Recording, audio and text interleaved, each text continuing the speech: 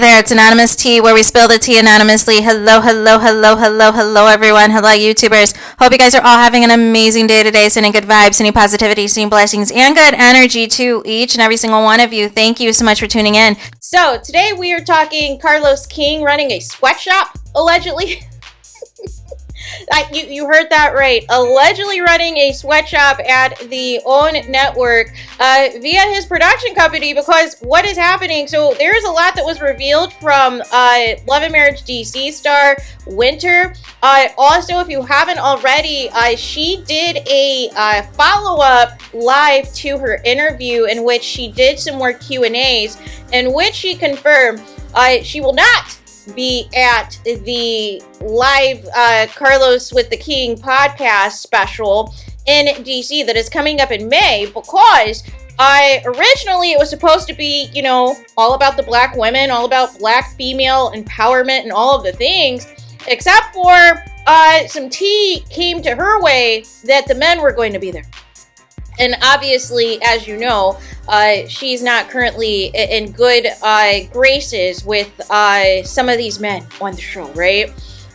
So nonetheless, you know, a few things that I found very alarming that I wanted to talk about in particular in this video. Number one is what I suspected is, if you are willing to, you know, do anything for a check, if you are willing to be a production puppet, if you are willing to lie about who you really are on screen and get guaranteed a good edit of the show, they are not going to mess with you. In fact, they are going to promote you, because they know that there is no bottom, there is no gutter that you will not cross if it is for the sake of reality TV fame, you guys.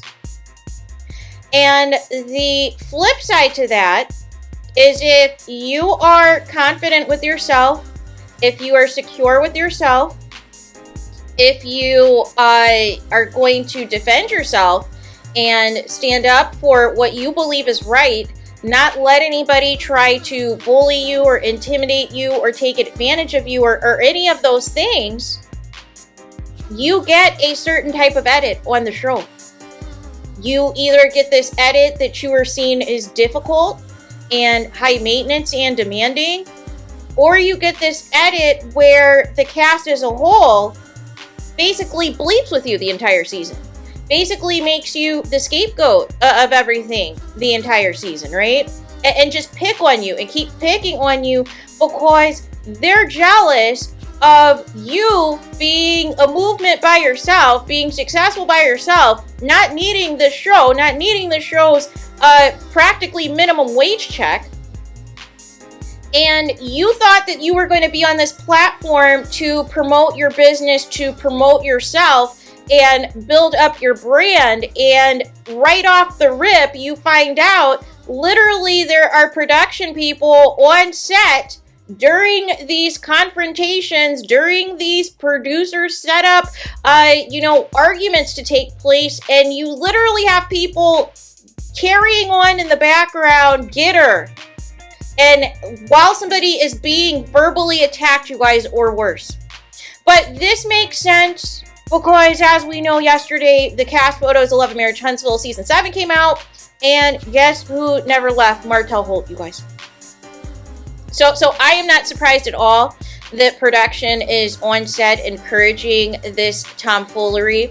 And the reason that they get away with it is because you can't sue your castmates during filming of these shows, per the contract that Winter said that she has signed. Nonetheless, this is disgusting. And the other disturbing thing, you guys, is the pay, or lack thereof. So if my math is mathing correctly, if the $17,000 is what is alleged of the season 1 pay that Martell got, and basically the combined amount obviously would have been the $34,000 for him and Mel. Not sure if that is including their producer check as well as a cast member check, or if that was flat out their cast member check, but that would work out to be, what, about $800 an episode, you guys? Can you make it make sense? I say this because Winter just said that, although she technically is not allowed to discuss the actual numbers, that nobody is making more than $3,000 an episode. And so, she said that one of her castmates tagged her and was in their feelings and was mad that she exposed this but basically tried to call her a liar, tried to gaslight her and all these things. And her response was, okay, show receipts, show your check. And confirm that she's not getting a paycheck from OWN or Discovery, that the check is coming from Carlos King's production company, Kingdom Reign Entertainment, which is why I said they are running a sweatshop over there, you guys. And it's giving greedy. And this is the issue that we have, unfortunately, in the Black community, that, we want to support each other. We want to support Black-owned businesses and all these things. But people want us to look over when some of our fellow Black business owners are ripping people off, are scamming the people. So this makes sense as to why Carlos King prefers certain people of Love and Marriage Huntsville than others. This makes sense because he's scamming the people, allegedly. He has these people barely working minimum wage. You can make more, you guys, at McDonald's right now. You can make more right now, I think, at Taco Bell if you work evening shift. Like, I'm not even lying to you. This is very disgusting. Are you kidding me? Only $2,000, $2,500 an episode for all this tomfoolery that's taking place right now on Love and Marriage DC for a show that was filmed 10 months ago, that's just now airing? And you have to film all this crap for 6 months for $2,000 an episode? Oh, no. $2,000, some of you make in a week. $2,000, some of you, that's a gross pay in a day. Like, some of you, depending on some of your guys' careers that are movers and shakers, $2,000? Are you kidding me? So $30,000 or less for this tomfoolery. And on Bravo, on Real Housewives, on NBC Universal, you guys, they would never. Even their lowest rated show, even their least, their newest show, their first season, all these things, at the minimum, you're still getting close to or around 6 figures, you guys. Somewhere close to 6 figures, right? At the height, when Candy left Real Housewives of Atlanta, she was making $2 million a season, you guys.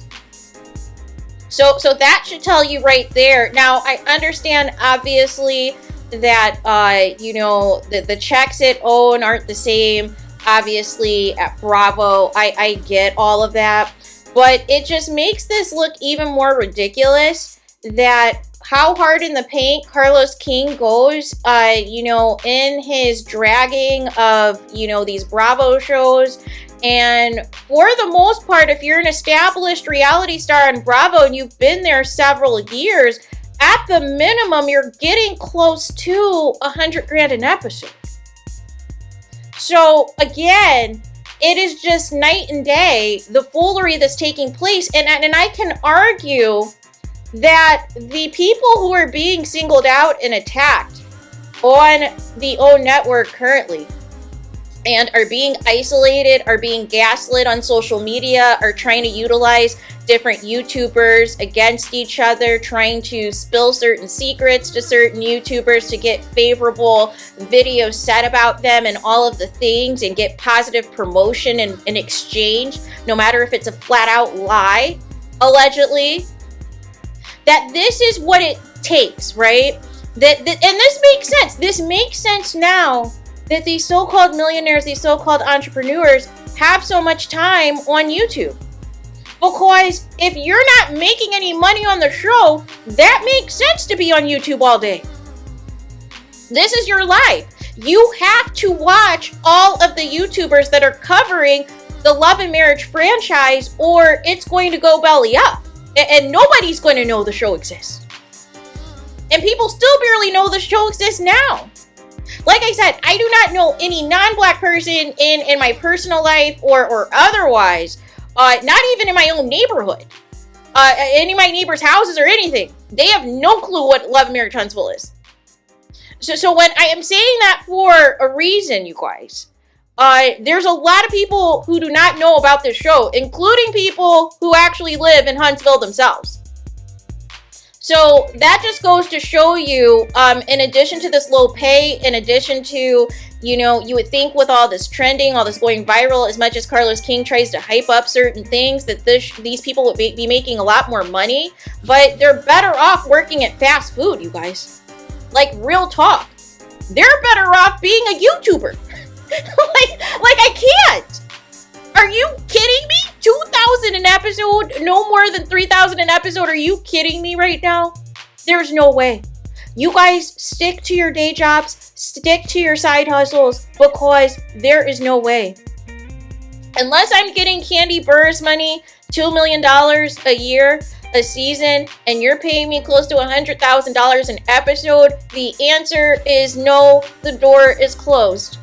But I'm not selling my soul anyways, right? There's no way I'm doing any type of reality TV, because it doesn't matter how good of a person you are, how morally sound you are, and all these things, they will find a way to find a weakness and exploit it. They will find something to make fun of you, attack you, make you look crazy on this show.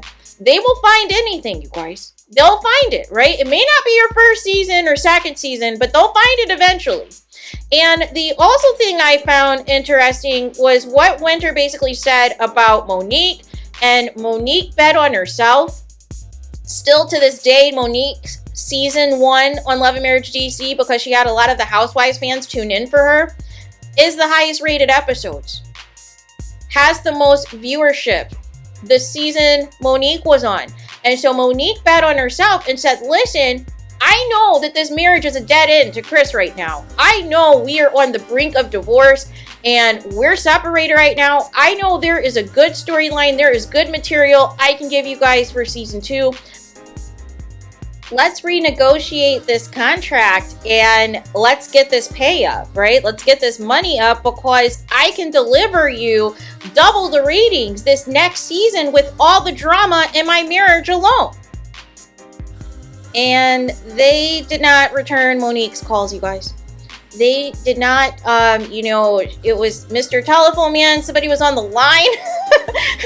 When she dialed the number, they got click every single time. That's what happened when Monique tried to regulate and try to bet on herself and get some money. And so I know there's some people who are now throwing shade and trying to say, well, why won't these people just leave the show if they're not making that much money? If you're supposedly rich, why do you need to be on the show? Really, they're doing this to throw shade at Mel. But if you're doing this to throw shade at Mel, you need to throw shade at the rest of these people who are so-called millionaires, right? Because why are they doing all of this for pennies? But here's the difference. Regardless of if you like Mel or not, she's still a producer. So she's still getting 2 checks when it's all said and done. She is still getting whatever the pennies that they're paying for the season check, for the per episode check. But then she is also getting a producer check, even though it should be an EP check, though. She's getting ripped off from that standpoint. But it should be an executive producer check she should be getting. But she's getting a producer check in addition to a cast member check. So why should she leave? That's additional streams of income, people. Here's the thing. She may not like how she's being treated or how certain things are going or how her depiction is, but she's not about to let nobody run her off her own show. And also, it sounds like Carlos King is checked out of Love and Marriage DC. It sounds like the moment Monique said, you know what, thanks but no thanks, I'm not returning, Carlos King checked out, and the show almost never came back. And he put all of his efforts into Love and Marriage Detroit. So I think Carlos King wants the show to fail on purpose because he is pissed at Monique for leaving him high and dry, but it's his fault for not negotiating a higher pay. Monique said, I'm better off working at the local radio station than being subjected to the pennies that I'm making right now at Love and Marriage DC. I'd rather be a shot shock on a radio station when streaming and SiriusXM and YouTube and podcasts are more popular. Just to put this into perspective, you guys. Because right off the rip, you're not making, some of this high-end money that a lot of these radio personalities make, especially if you're just starting out. You've got to be in the game for a long time. But even as you see on YouTube, there are a lot of former radio people who now are on YouTube or who now have podcasts. So that should tell you right then and there what this is. Carlos King is making more on YouTube than his cast on his shows. But that's what I mean. Back to, supporting black businesses and all these things. These are sometimes what happens when you're dealing with people who are either lazy or are allegedly doing shady business practices. You can't just, here's the thing, you want to support everybody because they're black, but the problem is not everybody is morally sound. Not everybody has your best interest at heart. And if they see an opportunity that they can exploit something from you, they're going to take it. And unfortunately, that is how a lot of these people on the OWN network via Kingdom Ring Entertainment allegedly have been swindled, have been taken advantage of. So it makes sense, the people that Carlos King likes to praise. And it makes sense, the people that Carlos King likes to ignore. And Carlos King ignores the successful black women. And Carlos King promotes the toxic black men. Carlos King promotes the broke people who are willing to do anything for camera time and TV time. Promotes the people who, like I said in a previous video, will call him in the late night hour and complain about YouTubers. That is who he promotes. And that is a reflection of the trash that we are seeing right now on all of his programs. So there is that. Let me know your thoughts in the comments. Please do not forget to like, comment, and subscribe. Hit the notification bell so you're notified the moment I post new content on my channel. And with that being said, I'll talk to you guys again very soon.